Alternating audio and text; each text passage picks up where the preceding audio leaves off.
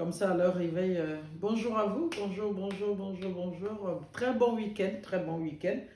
Pour ceux qui se reposent, pour ceux aussi qui travaillent, ben, sachez vous arrêter un peu plus tôt pour profiter au moins du week-end. Il faut savoir se reposer, il faut savoir se donner du temps. J'espère que vous allez bien depuis votre position. Grâce à Dieu, c'est bon. Moi, je suis là. Ben, ces temps-ci, je reçois beaucoup de thèmes en inbox. Aujourd'hui, le thème que nous allons aborder, ce sont les enfants qui ont grandi, qui ont réussi et qui renient pratiquement leurs parents, qui ont honte de leurs parents et qui pensent qu'ils peuvent mener une belle vie sans penser à leurs parents et qui pensent que ce n'est pas une obligation pour eux de s'occuper de leurs parents. Ben, bien évidemment, comme je l'ai dit, partagez, beaucoup de partage et n'oubliez pas de liker, surtout. Et puis, vous pourrez nous suivre sur nos différentes pages. La page Facebook, Coach Mada Sangaré, TikTok, Coach Mada Sangaré, et sur notre site internet www.coachmadasangaré.com. Et puis, n'oubliez pas aussi que nous sommes en ce moment aussi sur YouTube. Voilà, vous pourrez aller sur YouTube, Coach Mada Sangaré, pour nous suivre. Comme je l'ai dit, beaucoup de partage et likez surtout. Et puis, ben, comme je l'ai dit, moi aujourd'hui, je me dis pratiquement que ma mission est de pouvoir vous accompagner. Et là, je vais prier d'abord le Seigneur pour prendre le contrôle de ma langue. Moi, je transmets un message. Voilà, c'est qui est mon devoir. Et je crois que votre devoir à vous, c'est de pouvoir faire ne serait-ce qu'un partage, ou même 2, 3, 4 partages. Voilà, parce que le rappel profite toujours aux croyants. Voilà, celui qui croit en Dieu a toujours besoin, voilà, qu'on lui rappelle certaines choses. Chacun d'entre nous a besoin à un certain moment de sa vie, voilà, de comprendre certaines situations pour pouvoir d'abord s'autodiscipliner, pour pouvoir s'auto-éduquer et puis même changer de comportement pour pouvoir mieux accompagner les autres.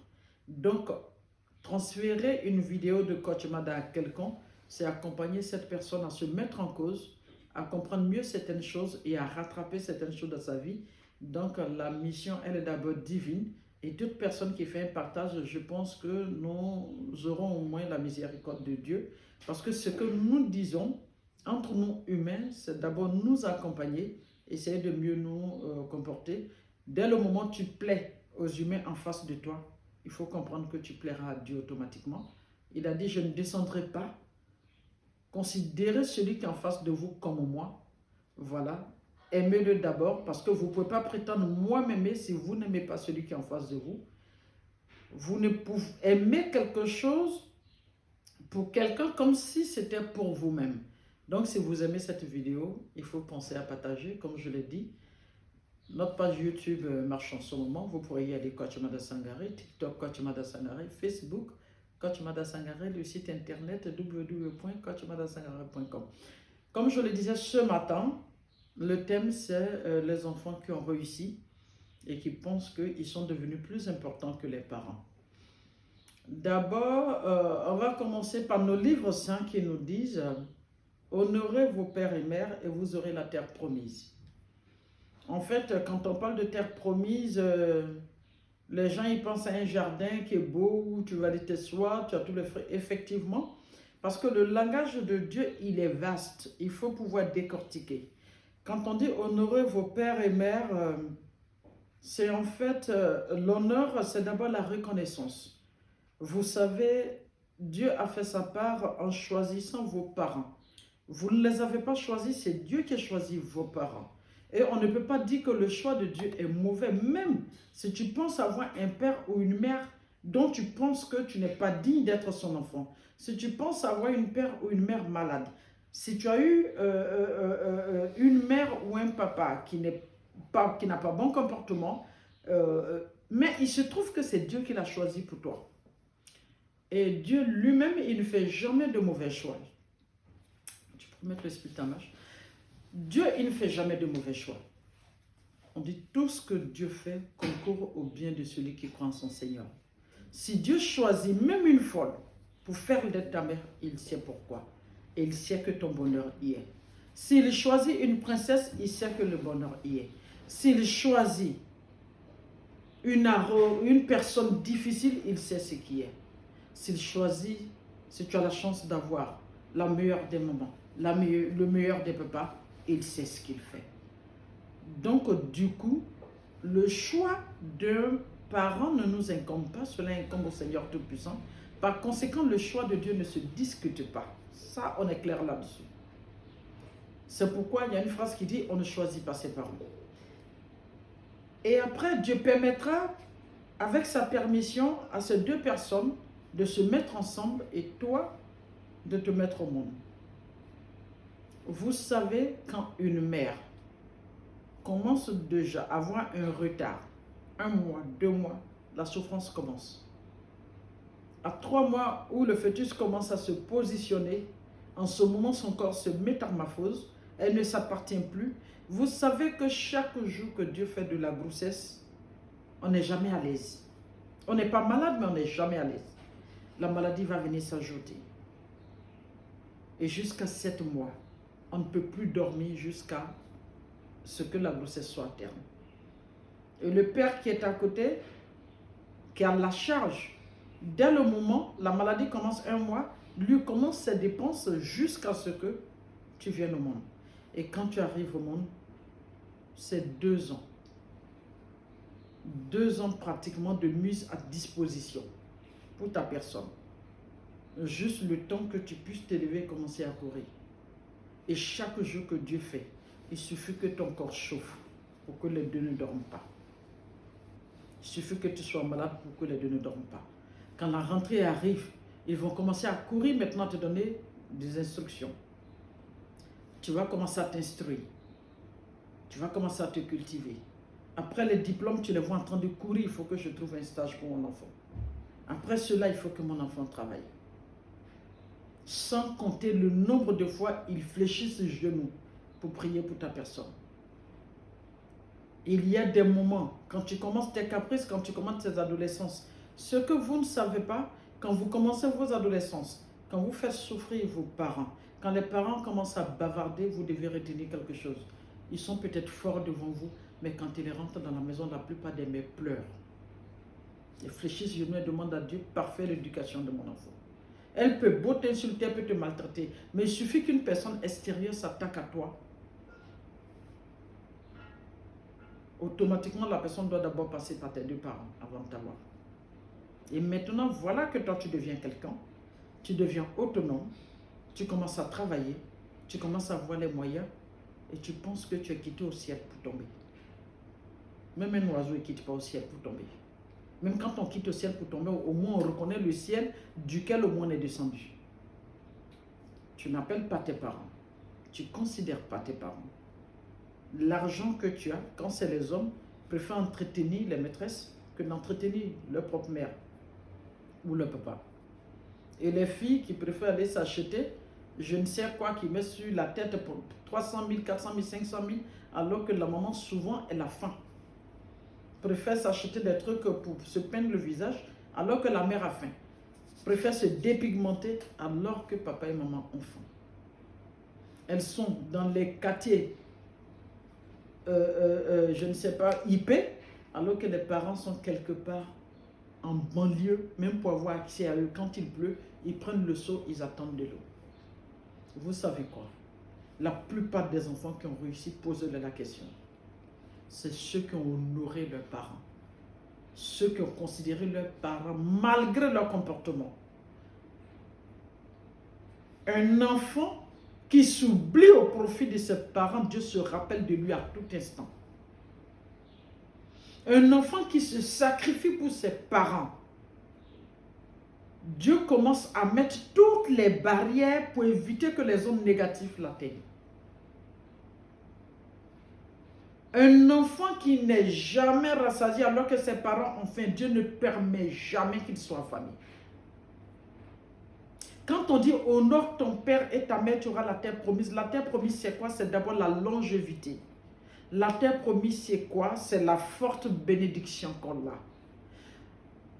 Là où le monde part, l'argent ne peut plus rien résoudre. comment on appelle ça, les relations ne peuvent plus rien résoudre. C'est la bénédiction que tu as, c'est la grâce de Dieu qui a, tu as la miséricorde de Dieu qui te guide. Et Dieu a dit, tout enfant qui honore son père et sa mère, je lui accorde ma miséricorde ici-bas et je lui accorde ma miséricorde à l'au-delà. Celui qui honore son père et sa mère, jamais je ne l'expose dans ce monde ici-bas. Celui qui a pitié de ses deux parents, je ne permets jamais que sa génération le dépasse, mais il va marquer sa génération toute sa vie. Celui qui honore son père et sa mère, celui qui a pitié de son père et sa mère, au moment où les gens se débattent pour sortir de la porte, je lui ouvre une porte encore plus grande de l'autre côté. Celui qui honore son père et sa mère, qu'il sache que quand je commence à l'éprouver, c'est que je commence à le guider vers le meilleur chemin. Celui qui respecte son père et sa mère, jamais le vent de la malédiction ne le souffle. Celui qui honore son père et sa mère, je ne permets jamais qu'une personne inutile rentre dans sa vie. Celui qui honore son père et sa mère, même quand une fausse personne rentre dans sa vie, je transforme cette personne en bonne personne pour lui. Et la personne qui aime son père, qui aime sa mère, sera une personne toujours établie, une personne toujours protégée, une personne toujours équilibrée. La personne qui a de la considération pour ses deux géniteurs, je ferai de telle sorte que, au moment où les autres sont coincés, lui passe facilement. Là où je donne aux autres, lui, il est déjà béni. Au moment où celui qui a les millions commence à faire de grandes choses, lui, il suffit qu'il ait 100 000 francs, il commence à faire la même grande chose. Celui qui honore est son père et sa mère, quelle que soit la souffrance, c'est la fin qui justifie les moyens. Moi, Dieu, je mettrai sur son chemin une bonne fin. Et c'est lui qui pense qu'il peut détester ses parents, je le descends de son piédestal, même si je les fais monter là-haut. Celui qui pense que son argent est mieux que de prendre soin de ses deux géniteurs, quelle que soit sa richesse, je le descends de son piédestal. Celui qui pense que ses parents ne sont rien, qu'il peut faire s'asseoir dans ses yachts, faire ce qu'il a envie de faire. Vous savez quoi? Il va perdre ses yachts, il va chercher des tapettes jusqu'à la fin de 7 ans. Faites attention. Si vous voulez avoir longue vie, prenez soin de vos parents. Si vous voulez marquer votre génération, prenez soin de vos parents. Honorez-les. Si vous voulez à chaque instant ne pas crouler sous la trahison des humains, honorez vos parents, c'est le seul secret. Si vous ne voulez pas crouler sur la méchanceté des humains ici-bas, prenez soin de vos parents. Même après leur décès, demandez des messes de requiem, priez pour le repos de leur âme. Même dans la tombe, quand tu pries pour ton père et ta mère, ils te retournent la bénédiction. Seigneur, donne-lui longue vie. Protège-le pour qu'il continue de prier pour nous. À plus forte raison quand ils sont vivants. Un enfant qui nourrit d'abord ses parents avant de se nourrir, Dieu ne l'affame jamais. Ce n'est pas possible. Dieu il ne se dédie pas. Le Dieu que nous avons, il ne se dédie pas. C'est le Dieu de vérité, c'est le Dieu de justice. Tu fais souffrir ton père et ta mère une fois. Les enfants que tu mettras au monde te feront souffrir 10 fois. C'est parce qu'il est juste. Au nom de quoi vous pensez que dès qu'on a l'argent, dès qu'on est bien assis, on peut être plus important que ses parents. Tu ne seras rien si tu penses que tes parents ne sont rien. Tu vas demeurer vaurien si tu penses que tes parents ne valent rien. Si tu penses que toi, tu peux choisir les personnes qu'il faut. Mais il y en a même qui se marient carrément parce que tout simplement, ils ont honte de présenter ses parents. Mes parents sont pauvres. Ils vont s'attacher à un couple là-bas qui ont les moyens. Non, je veux que vous soyez mon parrain, ma marraine. Ils se marient. Et puis, ce sont les informations que les parents ont. Ton fils s'est marié tel jour, ta fille s'est mariée tel jour. Mais vous comptez sur quoi? Vous savez ce qui est intéressant chez les parents? Tu vas les laisser derrière toi, tu vas courir. Mais la finalité de cette course, c'est qu'arrivé devant là, il n'y a plus de porte de sortie. Tu es obligé de revenir en arrière. Mais pourquoi courir et puis après revenir en arrière? C'est une malédiction. Pourquoi? Pourquoi pensez-vous qu'on peut être soi-même sans tenir compte de ses géniteurs? Parce que Dieu, il a dit, je ne suis pas sur terre. Je suis le seul que vous devez prier. En même temps, sur cette terre, je vous donne vos 2 représentants, ce sont vos pères et mères. Honorez-les.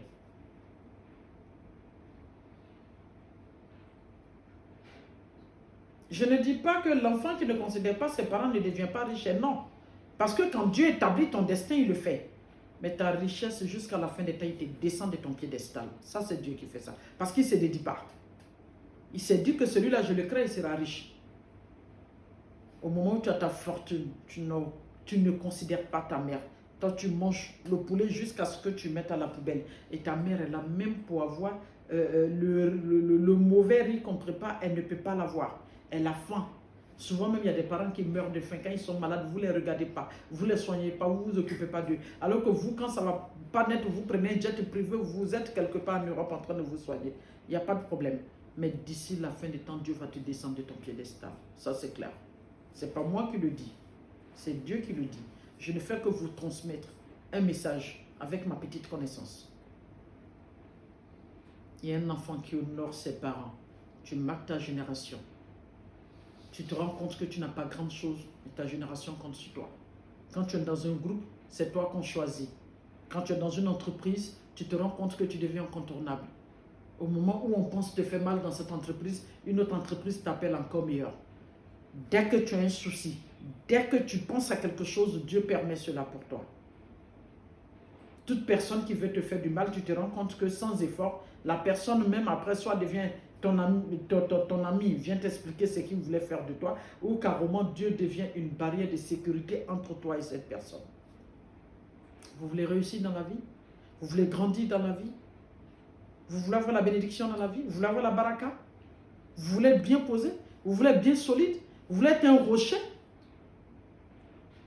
Vous voulez être un grand baobab que le vent ne peut pas gêner, que la pluie ne peut pas gêner, que même des tsunamis ne peuvent pas gêner, que la méchanceté des hommes ne peut pas atteindre, que la colère des hommes ne peut pas atteindre, que la trahison des hommes ne peut pas atteindre? Vous voulez être ça? C'est simple. Commencez à aimer vos parents. Considérez vos parents. Partagez avec vos parents. Ayez de la considération pour vos parents. Honorez vos parents. Évitez de lever votre langue pour injurier vos parents. Évitez de lever votre langue pour rabaisser vos parents. Évitez d'avoir des comportements qui les frustrent. Évitez d'avoir des comportements qui les humilient. Évitez d'avoir des comportements en tel enseigne qu'eux-mêmes ils ont honte de dire que tu es leur enfant.